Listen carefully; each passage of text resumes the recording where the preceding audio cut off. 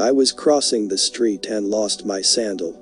I turned back to fetch it without thinking, and I was hit head-on by a car. It was the most memorable blow of my life, and that was nothing compared to what was coming. I saw myself rolling into a small ditch at the side of the street, and knew that I was very badly injured. Maybe I was dying as soon as I asked that. I was catapulted into the inside of an ambulance that was supposed to save me. I saw the nurse lose her ring. The ring belonged to her mother, and I saw where the ring fell. Then the driver lost his way. At that point, I figured that I would never get to the hospital, but I was overjoyed. I thought, but is it already over? How lucky. Whoa. And I entered the tunnel, which I strangely seemed to know well, and went forward at a vertiginous speed towards home, without any intention of stopping to observe everything in the tunnel. I just wanted to go home. The tunnel was semi-transparent, and I saw points of light like distant stars becoming rays of irregular lights, like the headlights on a car that is speeding down a curved road. My speed kept growing until the light could no longer reach me, and I saw that the tunnel was one giant curve, but a curve that was barely discernible, yet I could feel it. Then I was home. The light surrounded me and I was in eternity. Every question I asked had an instant clear response, even if I didn't understand every answer. The gentle song of many voices surrounded me, but I couldn't understand the song. I walked barefoot in an undulating field on the soft grass, and not far away an oak tree stood out. It was more imposing than anything I had ever seen, a brilliant green like life. I could write a whole book about that tree alone, but I will stop here. Beneath the tree a young boy was waiting for me. He was beautiful and dignified. He invited me to take a rest, having me take a seat on a wooden bench at a table on top of which were bread and red wine. My father had made wine on earth, so I know it well and love the red wine.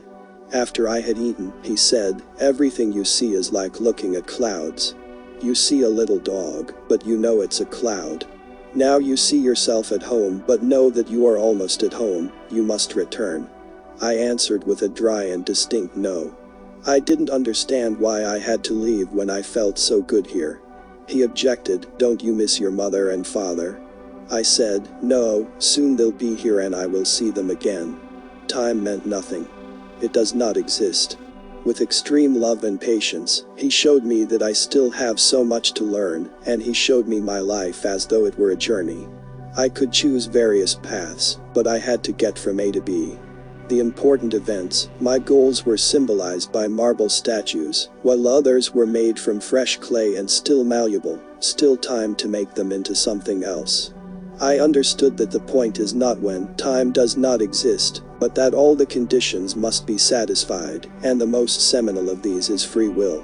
A series of free will choices and reactions to events determine the conditions to find the destination or to miss it.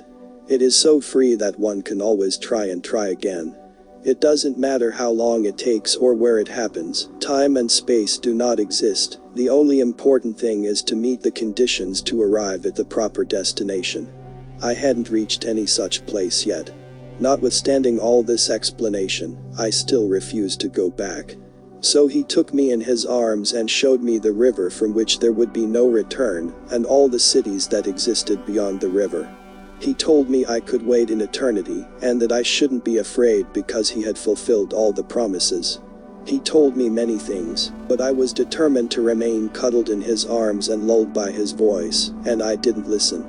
I looked with childish curiosity at his ring. It was bas-relief with 3 curved lines that intersected and formed a triangle. There was a unique signing with a pen that could write until infinity. I heard, "Now you can return in peace." I refused with all the stubbornness that a child is capable of. "So you'll have to speak to my father," he said. I wasn't at all afraid and very determined. I accepted. He showed me the road. I would have to go through a labyrinth of hedges, but I was too desperate and I did everything not to go. Whereupon I traversed the hedge in a direct line, cutting and scratching myself with a lot of pain, knowing full well that this hedge was the only thing there that could seriously hurt me. Then I was picked up by the loving arms of the Father. He called me by my real name, which means little monkey full of curiosity and rebellion, and I recognized him as my God with whom I had played so much.